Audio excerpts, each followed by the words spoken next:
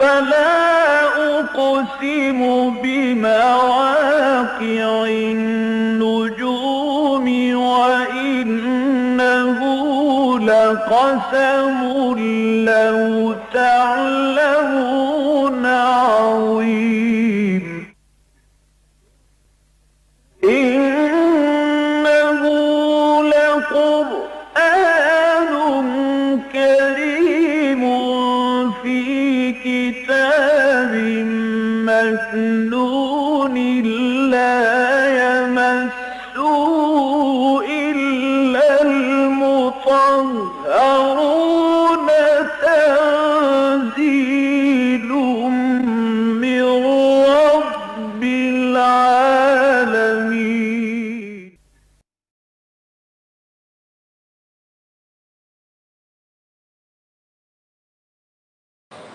سورۃ النساء کی آج ہم نے 14 آیات کی تلاوت کی ہے۔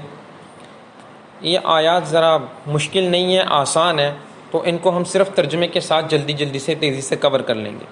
جیسا کہ میں آپ سے بتا چکا ہوں کہ سورۃ النساء کے اندر آیت نمبر 60 سے لے کر آیت نمبر 126 تک یہ خطاب ہے منافقین کے ساتھ۔ درمیان میں ایسی آیات ضرور آئی ہیں کہ خطاب کا رخ مسلمانوں کی طرف ہوا ہے، لیکن میجورٹی طور پر اگر آپ اس کا تجزیہ کریں گے تو یہ منافقین کے جو حالات اور واقعات ہیں ان کا ہی ذکر ہے۔ تو یہ 126 تک تھا۔ آج کے ہم آیات کے اندر ان ساری آیات کو کور کر لیں گے اور کل انشاءاللہ ایک نئے موضوع کے ساتھ اس کو شروع کریں گے۔ تو پہلی آیت ہے لا خیر فی کثیر من نجواہم۔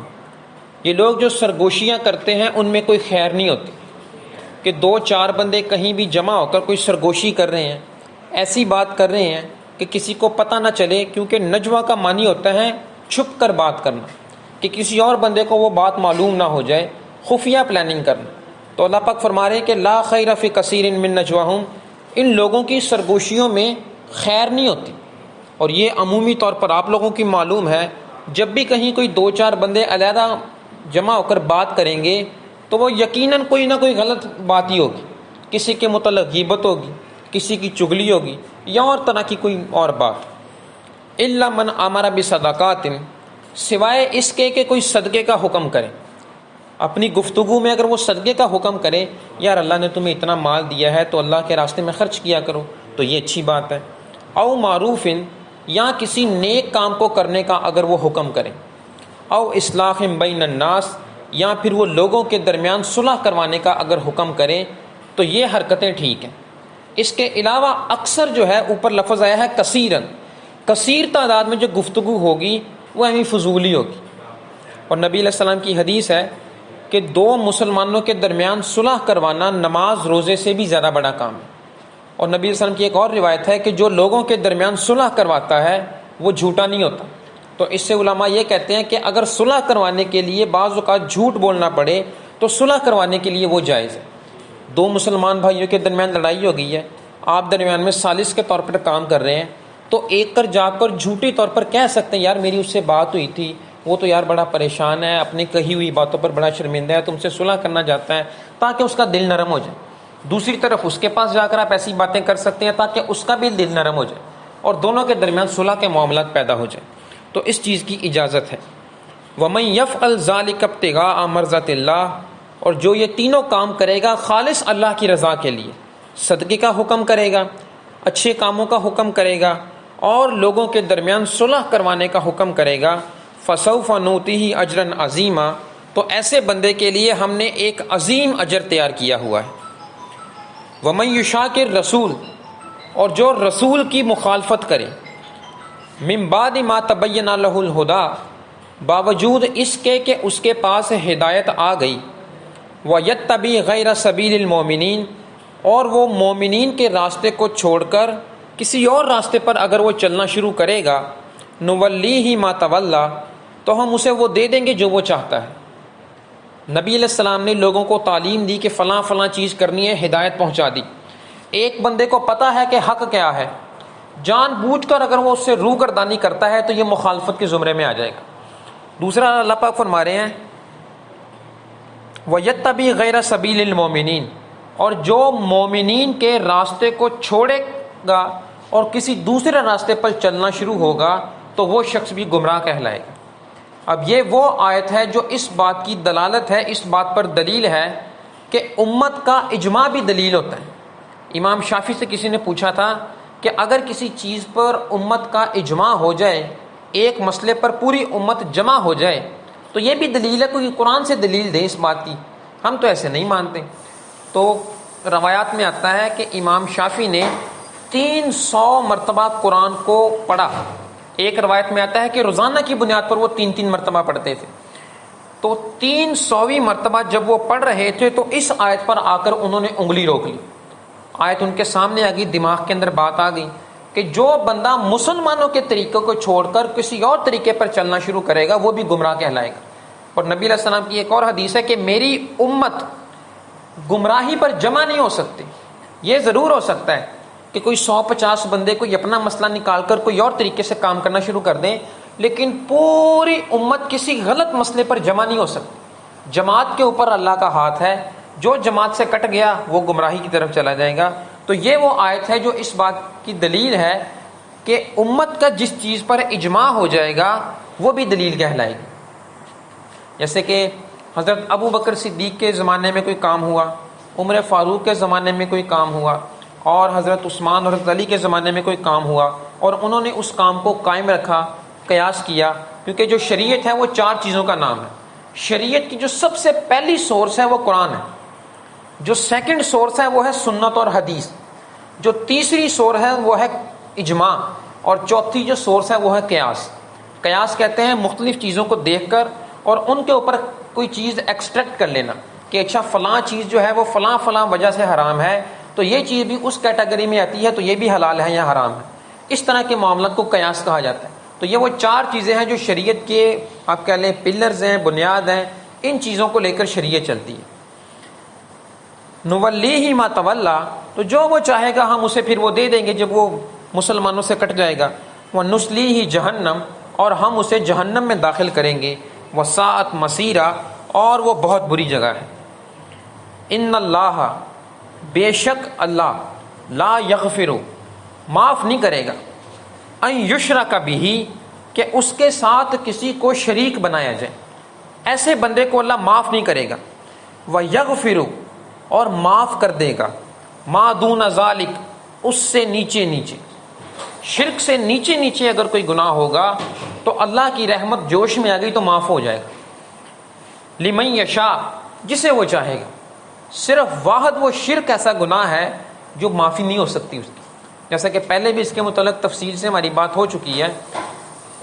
ذات کے اندر کسی کو اللہ کے ساتھ شریک کرو گے یہ بھی شرک ہے، اور صفات کے اندر کرو گے یہ بھی شرک ہے۔ صفات کے اندر کرنے سے مراد یہ ہے کہ اللہ کو اس کے مقام سے ہٹا کر آپ کسی مخلوق کے برابر کر دیں تو یہ شرک ہے، یا کسی مخلوق کو اس کے مقام سے اٹھا کر آپ اللہ کے برابر لے جائیں گے تو یہ بھی شرک ہے، کہ جو کام کسی مخلوق کے کرنے والے ہیں وہ آپ اللہ کے ذمہ لگا دو، اور جو اللہ کے ذمہ کام کرنے والے ہیں وہ آپ کسی مخلوق کے ذمہ لگا دو، تو یہ سارے کے سارے معاملات شرک کے اندر آ جائیں گے۔ اللہ پاک فرما رہے ہیں کہ یہ ایسا گناہ ہے کہ اس کی معافی کوئی نہیں ہونی، اس سے نیچے نیچے جو گناہ ہوں گے وہ میں معاف کر دوں گا۔ اب یہ جو ہمارے پاکستان میں، انڈیا میں اور مختلف ممالک میں جو چیزیں ہو رہی ہیں وہ ساری آپ کے سامنے ہیں۔ لوگ مزارات پر، قبروں پر جاتے ہیں اور ان سے اپنی حاجات، مشکلات طلب کرتے ہیں۔ کوئی کسی سے بیٹا مانگ رہا ہے، کوئی کسی سے کاروبار میں برکتیں مانگ رہا ہے، کوئی رزق کے اندر کشادگی مانگ رہا ہے، کوئی مشکلات پریشانیوں سے نجات مانگ رہا ہے۔ تو اللہ کے علاوہ مشکلات میں، پریشانیوں میں، دکھ درد میں کسی کو نہیں پکارا جا سکتا۔ اب اس میں تو اختلاف ہو سکتا ہے کہ نیک لوگوں کی جو روح ہے وہ سنتی ہے، نہیں سنتی، موجود ہے، نہیں موجود، یہاں تک کہ جو فرشتے آپ کے کندھوں پر بیٹھے ہیں ان کے اندر اختلاف نہیں ہے۔ ہر بندے کے ساتھ 2 فرشتے ہر وقت موجود ہوتے ہیں جو اچھے اور برے کام لکھ رہے ہیں۔ آپ مشکل اور پریشانی میں ان کو بھی آواز نہیں دے سکتے، وہ تو موجود ہے نا، ان کے متعلق تو کوئی اختلاف نہیں ہے۔ نیک بندوں کی روح کے متعلق اختلاف ہو سکتا ہے، لیکن آپ مشکلات اور پریشانی میں ان کو بھی آواز نہیں دے سکتے۔ اگر ایسا کوئی کرے گا تو وہ شرک کے زمرے میں آ جائے گا، ٹھیک ہے۔ اور ایک اور بات میں آپ کو بتا دوں، آج 7 ستمبر 2023 ہے۔ جب سے یہ دنیا بنی ہے نا، آج تک 7 ستمبر 2023 تک کسی شخص نے کسی قبر کی اور کسی پتھر کی عبادت نہیں کی۔ اب یہ جملہ ایسا ہے کہ آپ کو سن کر حیرانی ہوئی ہوگی کہ یہ کیا کہہ رہا ہے۔ ہم لوگوں نے تو دیکھا ہے کہ لوگ جو ہیں وہ قبروں کے سامنے بھی جھکتے ہیں، ہم لوگوں نے تو ٹی وی پر یہ بھی دیکھا ہے کہ جو ہندو لوگ ہیں وہ بتوں کے سامنے جھکتے ہیں، اور یہ ہمیں کہہ رہا ہے کہ آج تک کسی قبر کی عبادت نہیں ہوئی اور نہ ہی آج تک کسی پتھر کی عبادت ہوئی ہے۔ تو یہ بات اور یہ جملہ اپنی جگہ بالکل درست ہے، کیونکہ اگر قبروں کی عبادت ہوتی تو ہر قبر کے سامنے سجدہ ہوتا، قبرستان میں جتنی بھی قبریں ہیں سب کے سامنے جھکا جاتا، اور اگر پتھروں کی عبادت ہوتی تو سڑک پر پایا جانے والا ہر پتھر اس کے سامنے سجدہ ہوتا، دیواروں میں لگی ہوئی ہر اینٹ کے سامنے سجدہ ہوتا، لیکن ایسا نہیں ہوتا، بلکہ جس قبر کے پیچھے کوئی خاص پرسنالٹی ہوتی ہے نا اس کے سامنے ہی سجدہ ہوتا ہے۔ اور جب کسی پتھر کو تراش کر ایک خاص شکل دی جاتی ہے صرف اس پتھر کے سامنے سجدہ ہوتا ہے۔ تو ثابت یہ ہوا کہ پتھروں اور قبروں کی عبادت نہیں ہوتی، بلکہ ان کے پیچھے جو خاص پرسنالٹیز ہوتی ہیں، کوئی خاص شخصیات ہوتی ہیں، پیروں کی صورت میں، اولیاء کی صورت میں، یا جو ہندو لوگ ہیں ان کے اپنے بھگوان ہیں اس کی صورت میں، تو ایسی صورت میں ان کی عبادت ہوتی ہے۔ تو گویا کہ آپ پتھر کو نہیں بلکہ اس کے پیچھے جو پرسنالٹی ہے، قبر کے پیچھے جو پرسنالٹی ہے اسے آپ خدا بنائی بیٹھے ہو، اسے سمجھتے ہو کہ یہ میری مشکلات کے اندر مدد کر سکتا ہے، یہ مجھے پریشانیوں سے نجات دلا سکتا ہے، یہ مجھے اولاد دے سکتا ہے۔ تو اس طرح کی تمام حرکتیں جو ہیں وہ شرک کے زمرے میں آتی ہیں، یہاں تک کہ اللہ کو چھوڑ کر کسی اور کے نام کی نظر و نیاز دینا بھی حرام ہے۔ سورۃ المائدہ کی آیت ہے، آیت نمبر 3 ہے، اللہ پاک فرماتے ہیں حرمت، حرام ہے، علیکم، تم پر، المیتۃ، مرا ہوا گوشت، جو جانور مر گیا آپ نے ذبح نہیں کیا وہ خود بخود ہی مر گیا، ایسے جانور کا گوشت تمہارے لیے حرام ہے جسے اردو میں مردار کہا جاتا ہے، والدم، اور خون بھی تمہارے لیے حرام ہے، ولحم الخنزیر، اور خنزیر کا گوشت بھی تمہارے لیے حرام ہے۔ چوتھی چیز جو ان سب سے بڑھ کر حرام ہے، وما اہل لغیر اللہ بہ، وہ چیز جس پر اللہ کے سوا کسی اور کا نام بلند کیا جائے، جس پر کسی اور کا نام پکارا جائے، وہ چیز بھی تمہارے لیے حرام ہے، وہ چاہے چاول ہے، وہ چاہے گوشت ہے، وہ چاہے بریانی ہے، وہ چاہے چنے ہے، کھیر ہے، حلوہ ہے، اگر اس چیز کے اوپر کسی اور کا نام پکارا گیا تو وہ حرام کے زمرے میں ہو جائے۔ کیوں؟ یہ اللہ قرآن کی آیت ہے، یہ ہم کوئی مولوی اپنی طرف سے نہیں کہہ رہا، واضح طور پر سورۃ المائدہ کی آیت نمبر 3 ہے، آپ قرآن اٹھا کر دیکھ سکتے ہیں، کسی بھی عالم کا ترجمہ آپ کو ملتا ہے، دیوبندی عالم کا، بریلوی عالم کا، اہل حدیث عالم کا، شیعہ عالم کا، سب نے یہی ترجمہ کیا ہوا، تو اس میں کسی کا کوئی اختلاف نہیں ہے۔ لیکن ہمارے معاشرے میں کیا ہوتا ہے، یہ نظر حسین ہے، یہ فلاں پیر کی نظر ہے۔ نظر جو ہے یہ عربی زبان کا لفظ ہے، فارسی میں سے نیاز کہا جاتا ہے، تو نظر اور نیاز دونوں ایک ہی چیز ہے۔ اگر یہ کسی غیر اللہ کے نام پر ہے تو یہ حرام ہے، اسے نہ کھایا جا سکتا ہے اور نہ ہی اسے بانٹا جا سکتا ہے۔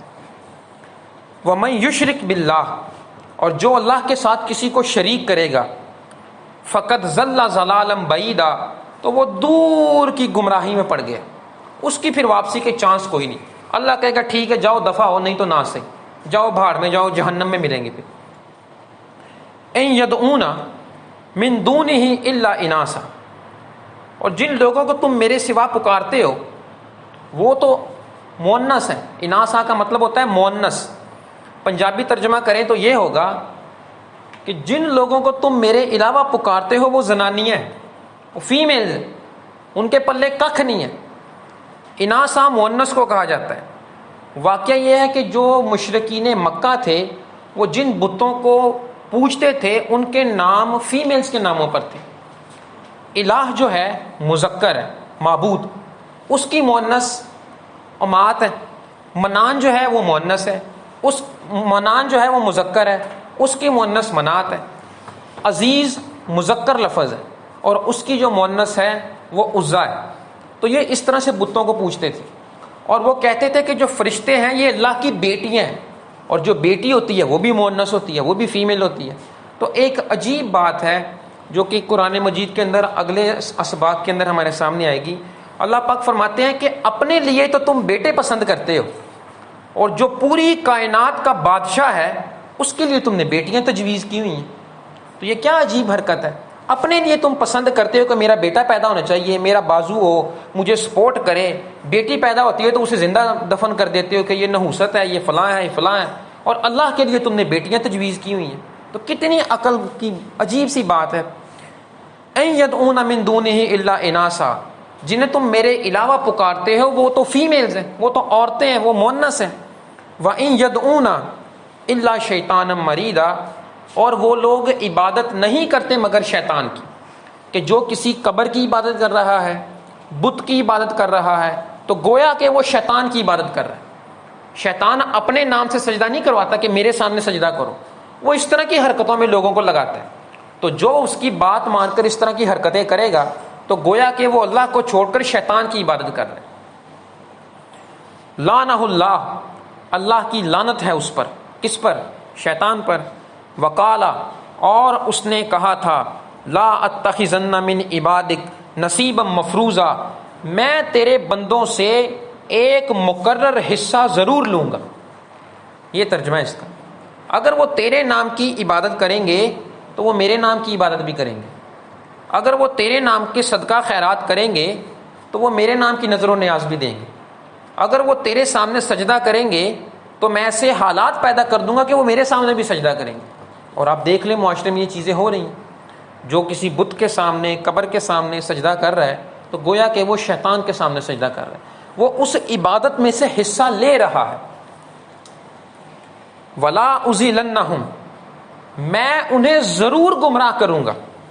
ولا امانینہم، میں انہیں ضرور جھوٹے وعدے دلاؤں گا، جھوٹی امیدیں دلاؤں گا۔ اور چھوڑو یار، ابھی تمہاری جوانی کی عمر ہے، یہ مولویوں کا کام ہے نماز اور زکوٰۃ ادا کرنا، قرآن پڑھنا، تم کن چکروں میں پڑے ہوئے ہیں؟ اور جب بوڑھے ہو جاؤ گے تو دیکھی جائے گی۔ ابھی چل کرو، پیسے کماؤ، ابھی تمہاری بڑی جوانی ہے، عمر پڑی ہے 60-70 میں تمہاری جا کر وفات ہونی ہے، اینڈ پہ جا کے کر لینا۔ ایویں ذلیل ہو رہے ہو، دین پڑھو گے لوگ تمہیں دکیا نوس کہیں گے، یہ فلانا مولوی ہے، یہ عالم ہے، فلانا، اس طرح کے جھوٹے وعدے دلاؤں گا۔ حالانکہ کسی کو کوئی پتہ نہیں میں اگلے لمحے چاہے مر جاؤں، کس کو پتہ ہے میں نے 60 سال رہنا ہے، 70 سال رہنا ہے، تو چلو میں 50 سال کے بعد توبہ کر لوں گا، آخری 20 سال ٹکا کے اللہ کی عبادت کروں گا، سارے گناہ معاف کروا لوں گا۔ کوئی گارنٹی دے سکتا ہے؟ نہیں دے سکتا۔ نماز ہے، کل سے شروع کروں گا، کل تو پڑھ لی یار، خیر آج دی چھٹی کا، یہ معاملات ہیں۔ تو یہ وہ چیزیں ہیں جو شیطان انسان کے دماغ میں ڈالتا ہے۔ ولا امانینہم، میں انہیں جھوٹی تسلیاں دلاؤں گا۔ ولا امرنہم، اور میں انہیں حکم دوں گا، فلا یبتکن اذن الانعام، کہ وہ جانوروں کے کانوں کو چیرا کریں۔ واقعہ یہ ہے کہ اس زمانے میں جو بتوں کے نام پر جانوروں کو چھوڑا جاتا تھا، جو کہ آج کل ہندوستان میں بھی یہ چیز پائی جاتی ہے، وہ جانوروں کے کانوں کو چیر دیتے تھے، یہ فلانے بت کے نام پر آزاد ہے۔ اب اسے کوئی کچھ نہیں کہہ سکتا، وہ کسی کی دکان میں، گھر میں جا کر گوبر کر رہا ہے، پیشاب کر رہا ہے تو کوئی کچھ نہیں کہے گا، اسے مارنا نہیں ہے، بس ہلکا سا کر کے اسے نکال دینا ہے۔ کسی کے فصل میں گھس گیا ہے، فصل کو نقصان ہو رہا ہے، یہ جی فلانا ہے، بت کے نام پر آزاد ہے، اس کو کچھ نہیں کہنا۔ اور یہ ہندوستان میں بھی ایسا ہی ہے، وہ جو جانور ہے گائے، اس کو وہ اپنی ماتا پوجتے ہیں، کوئی مسلمان اس کے اوپر چھری چلا دے تو دنگے فساد شروع ہو جاتے ہیں، تو وہ بھی ایسی بازاروں میں گھوم رہی ہے، کوئی اسے کچھ نہیں کہہ رہا۔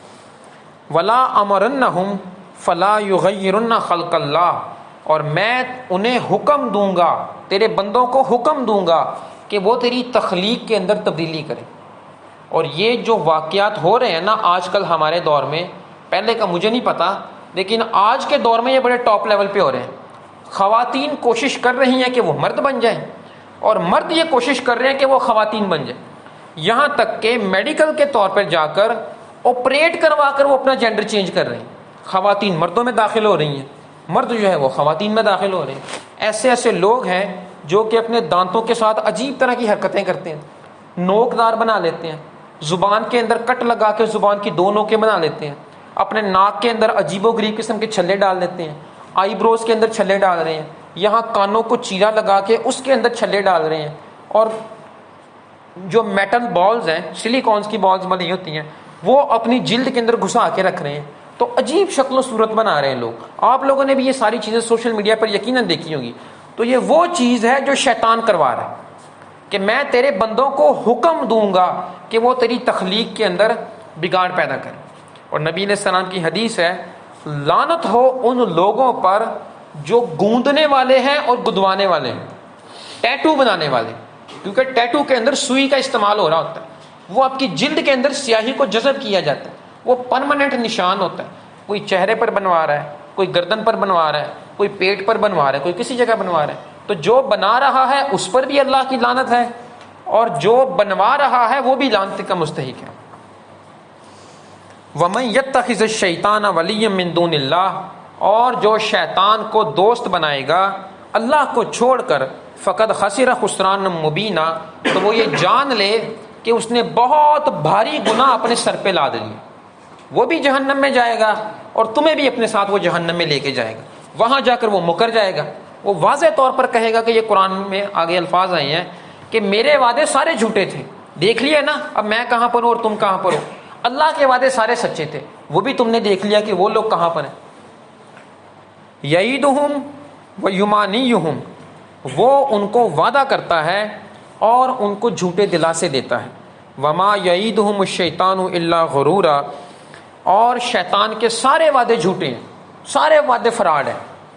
اولئک مأواہم جہنم، یہی وہ لوگ ہیں جو جہنم میں جائیں گے۔ ولا یجدون عنہا محیصا، اور وہ ٹھہرنے کی بہت بری جگہ ہے، اچھی جگہ بالکل نہیں ہے۔ والذین آمنوا، جو لوگ ایمان لائے، وعاملوا الصالحات، اور انہوں نے نیک اعمال کیے، سندخلہم جنات تجری من تحتها الانہار، وہ لوگ جنت میں داخل ہوں گے اور اس کے نیچے نہریں بہہ رہی ہیں، خالدین فیہا ابدا، اور اس کے اندر وہ ہمیشہ ہمیشہ رہیں گے۔ وعد اللہ حقا، اللہ کا وعدہ سچا وعدہ ہے۔ ومن اصدق من اللہ قیلا، اور اللہ سے بڑا کون ہوگا جو سچی بات کہے، اللہ سے بڑا کوئی نہیں ہے سچی بات کہنے میں۔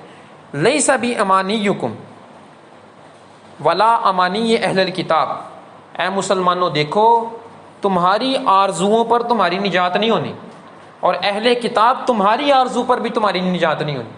یہ نہ سمجھنا کہ میں محمد کی امت میں سے ہوں، میں بڑا لکی ہوں، میں نے کلمہ پڑھا ہوا ہے، مسلمانوں کے گھر پیدا ہو گیا ہوں تو بس میری یہ نجات کے لیے کافی ہے۔ اور اے اہل کتاب تم بھی یہ نہ سمجھنا کہ تم بنی اسرائیل کے اندر چلے آ رہے ہو، بڑی تعداد میں تمہارے اندر انبیاء آئے ہیں، ہم اللہ کے بڑے لاڈلے اور چہیتے ہیں، ہم جہنم میں نہیں جائیں گے، تو یہ ساری تمہاری ویژول تھنکنگز ہیں۔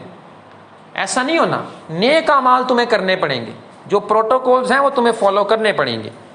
من یعمل سوءا یجزا بہ، جو برا کام کرے گا اسے اس کا بدلہ ضرور ملے گا، وہ چاہے نبی علیہ السلام کی امت میں سے ہے، وہ چاہے موسیٰ علیہ السلام کی امت میں سے ہے، وہ چاہے عیسیٰ علیہ السلام کی امت میں سے ہے، جو برا کام کرے گا اسے اس کا بدلہ ضرور ملے گا، اور برے کام کا بدلہ برا ہی ہوتا ہے، اچھا کبھی نہیں ہوتا۔ ولا یجد لہ من دون اللہ ولیا ولا نصیرا، اور تم دیکھو گے کہ اللہ کے علاوہ تمہارا کوئی مددگار نہیں ہوگا، کوئی دوست نہیں ہوگا۔ تم یہ جو قصے کہانیاں دنیا میں چلا رہے ہو کہ اگر ہم لوگ پھنس گئے تو ہمیں فلانا پیر فلانا جو ہے وہ ہمیں بچا لے گا، قرآن میں بڑے واضح الفاظ میں بڑی جگہ آیا ہے کہ اس دن میری اجازت کے بغیر کسی کو بولنے کی اجازت نہیں ہوگی۔ دنیا کے اندر یہ جو فقیر پیر ہیں، ہمارے فلانا جو ہے وہ ہمیں آ کے بچا لیں گے، فو آ کے بچا لیں گے، جو مرضی کری جاؤ، لوگوں کو دلیر کیا ہوا ہے گناہ کرنے کے اوپر۔ تو یہ ساری کی ساری ویژول تھنکنگز ہیں، ایسا کچھ نہیں ہونے والا۔ وہاں پر انبیاء کی حالت یہ ہوگی کہ نفسی نفسی کا عالم ہوگا۔ نبی علیہ السلام آخر میں جا کر کہیں گے کہ اے اللہ آپ حساب کتاب شروع کر دیں۔ تمام انبیاء جواب دے چکے ہوں گے کہ یہ ہمارے بس کی بات نہیں ہے۔ آخر میں امت نبی علیہ السلام کے پاس جائے گی تو وہ جا کے درخواست کریں گے اور حساب کتاب کا معاملہ شروع ہو جائے گا۔ تو جب انبیاء یہ جرت نہیں کر پا رہے تو جو اولیاء ہیں وہ کہاں سے جرت کر سکتے ہیں؟ اللہ کی اجازت کے بغیر کون کسی کو چھڑا سکتا ہے؟